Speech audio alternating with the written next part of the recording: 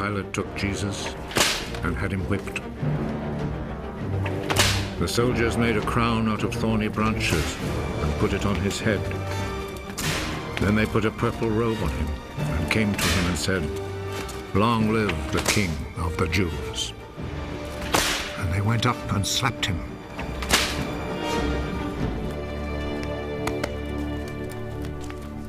Pilate went back out once more and said to the crowd,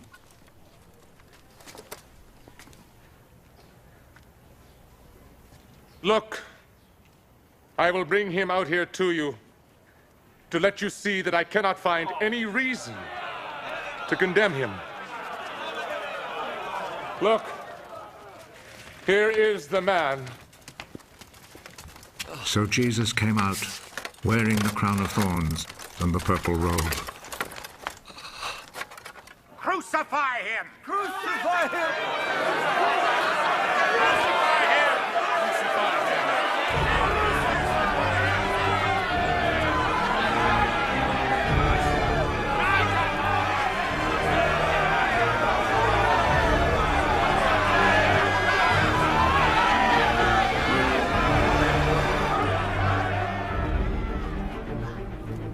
You take him then and crucify him. I find no reason to condemn him. We have a law that says he ought to die because he claimed to be the Son of God.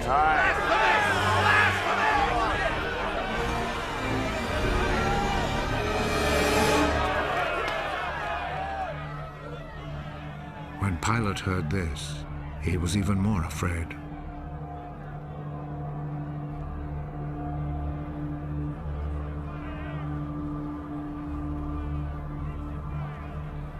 He went back into the palace and asked Jesus, Where do you come from?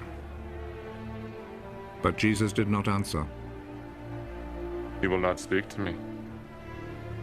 Remember, I have the authority to set you free, and also to have you crucified.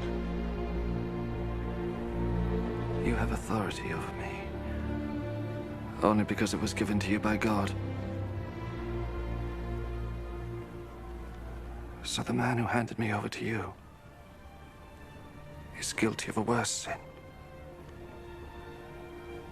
When Pilate heard this, he tried to find a way to set Jesus free. If you set him free, that means you are not the Emperor's friend.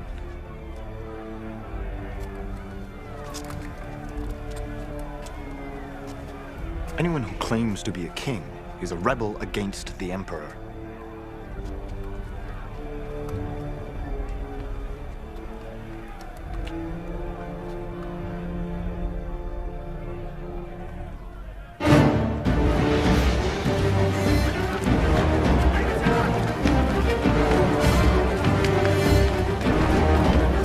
When Pilate heard these words, he took Jesus outside and sat down on the judge's seat in the place called the Stone Pavement.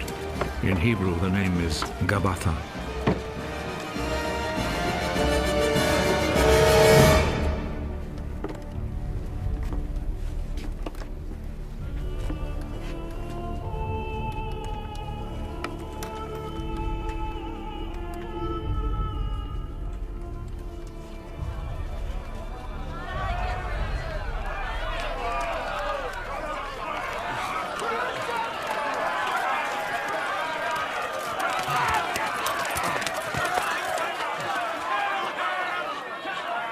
It was then almost noon of the day before the Passover.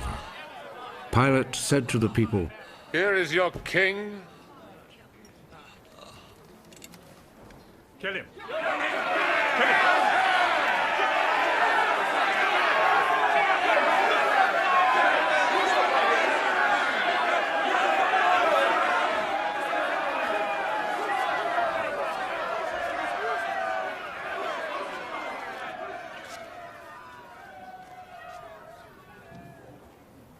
Do you want me to crucify your king?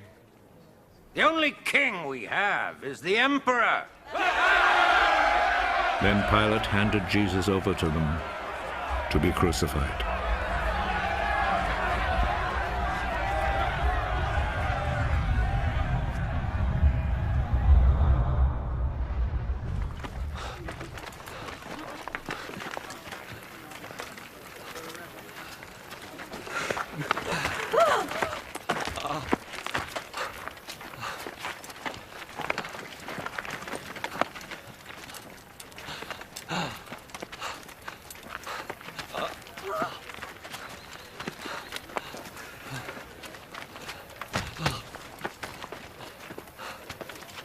So they took charge of Jesus. He went out, carrying his cross, and came to the place of the skull, as it is called. In Hebrew it is called Golgotha.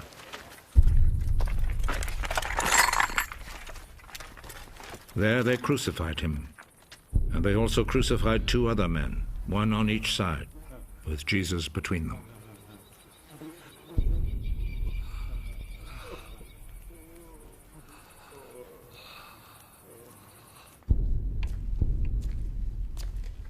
Pilate wrote a notice and had it put on the cross. Jesus of Nazareth, the King of the Jews, is what he wrote.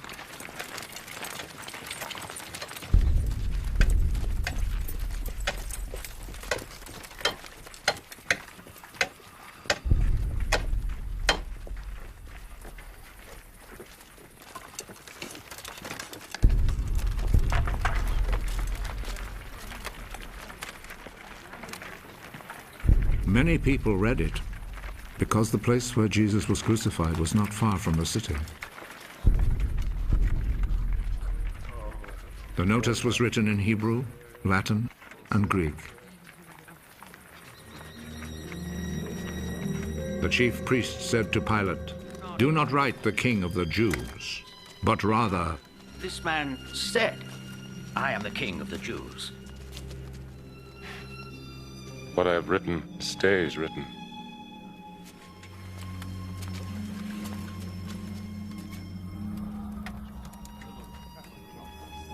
After the soldiers had crucified Jesus, they took his clothes and divided them into 4 parts, 1 part for each soldier. They also took the robe, which was made of 1 piece of woven cloth without any seams in it. The soldiers said to one another, "Let's not tear it. Let's throw dice to see who will get it." This happened in order to make the scripture come true. They divided my clothes among themselves and gambled for my robe. And this is what the soldiers did.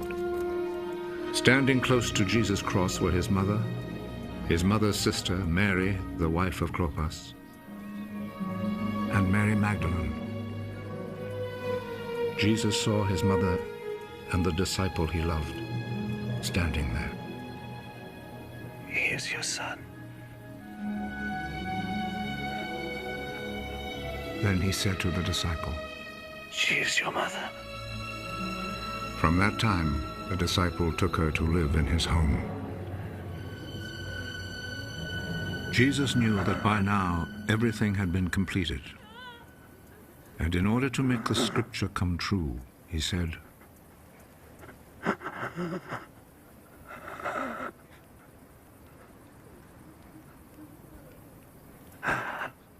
I am thirsty. A bowl was there, full of cheap wine.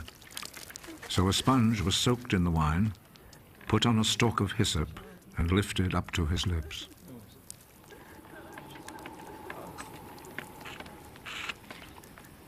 Jesus drank the wine.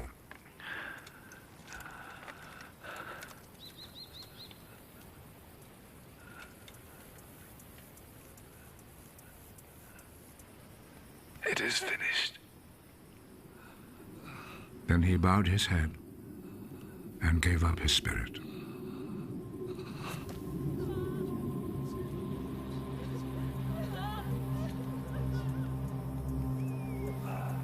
Then the Jewish authorities asked Pilate to allow them to break the legs of the men who had been crucified and to take the bodies down from the crosses.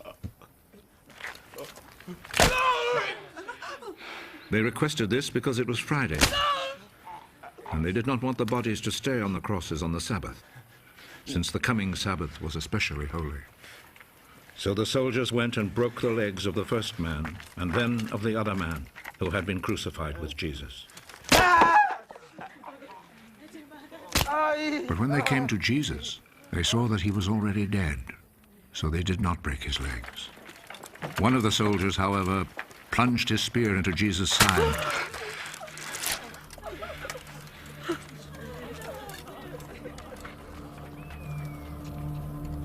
And at once, blood and water poured out.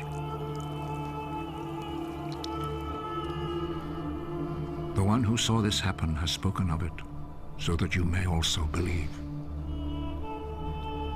What he said is true, and he knows that he speaks the truth. This was done to make the scripture come true.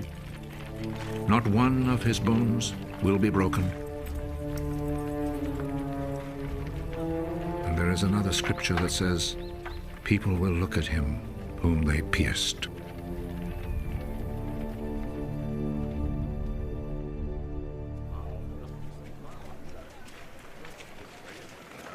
After this, Joseph, who was from the town of Arimathea, asked Pilate if he could take Jesus' body. Joseph was a follower of Jesus, but in secret because he was afraid of the Jewish authorities. Pilate told him he could have the body, so Joseph went and took it away. Nicodemus, who at first had gone to see Jesus at night, went with Joseph, taking with him about 100 pounds of spices, a mixture of myrrh and aloes. The two men took Jesus' body and wrapped it in linen cloths with the spices, according to the Jewish custom of preparing a body for burial. There was a garden in the place where Jesus had been put to death, and in it there was a new tomb where no one had ever been buried. Since it was the day before the Sabbath, and because the tomb was close by, they placed Jesus' body there.